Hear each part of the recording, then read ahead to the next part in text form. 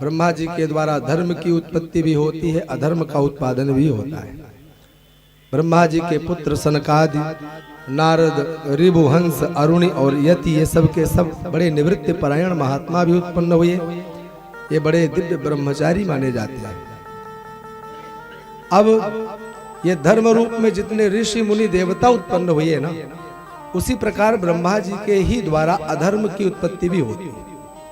अगर धर्म हमारे सामने ब्रह्मा जी के द्वारा उत्पन्न किया गया है तो अधर्म भी ब्रह्मा जी के ही संतान के रूप में है।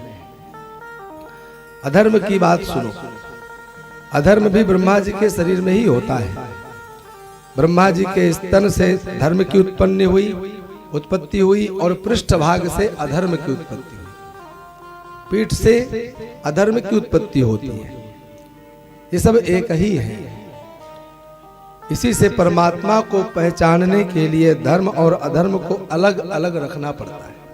धर्म क्या है? धर्म में प्रवृत्त होकर के पुण्यादिक कर्म होते हैं जिनके द्वारा प्रभु प्रसन्न होते हैं, और अधर्म का आश्रय लेकर जो कर्म किया जाता है वह नरकों का रास्ता खोल दिया करता है। धर्म करते हुए जब परमात्मा मिल जाता है तब सब परमात्मा के स्वरूप में ही सब परिणित हो जाते हैं। अधर्म की पत्नी का नाम है मृषा। मृषा माने झूठ। अधर्म जो ब्रह्मा जी से उत्पन्न हुए, इनके विवाह हुआ, इनकी पत्नी का नाम है मृषा। मृषा माने झूठ। जहां अधर्म होगा वहां असत्य होगा, असत भाषण होगा, असत कर्म होंगे, वहां झूठ लोग अधिक बोलते होंगे, वहीं अधर्म जाकर उपस्थित होता है। पति पत्नी देखो हमेशा साथ में ही रहते हैं, दोनों को अलग नहीं किया जा सकता। दोनों के संयोग से जब किसी ने असत्य बोला यानी अधर्म का आश्रय लिया तो उनसे दो संतानें उत्पन्न होती है, एक दंभ और दूसरी माया। दंभ माने जो है नहीं वह दिखाना, जैसे कालनेमी।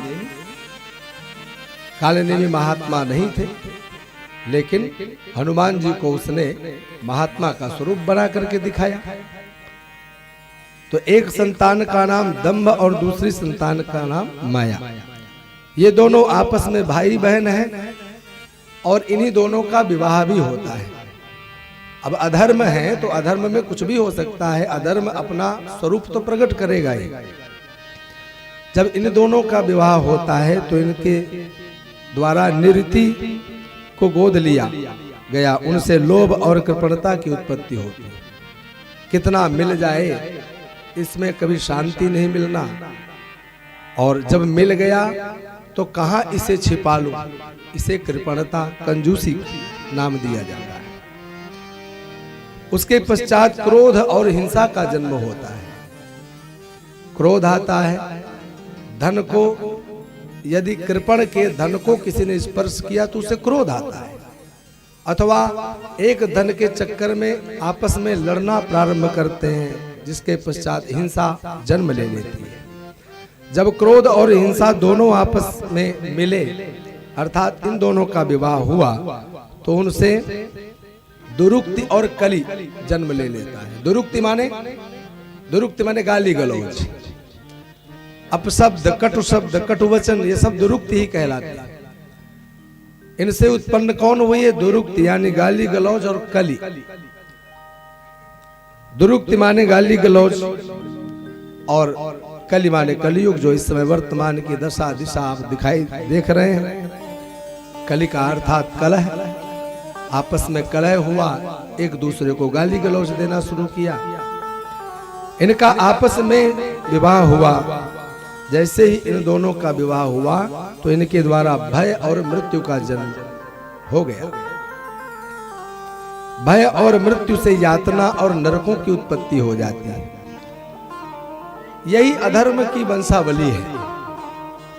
यानी कि श्रीमद् भागवत महापुराण में यदि आप ऋषियों की उत्पत्ति को श्रवण करते हैं, जो धर्माचरण करने वाले हैं, तो अधर्म की उत्पत्ति भी समझिए। जिस अधर्म का आश्रय लेकर के बड़े बड़े दैत्य भी भगवान के द्वारा, कभी इंद्रादिक देवताओं के द्वारा मारे जाते हैं।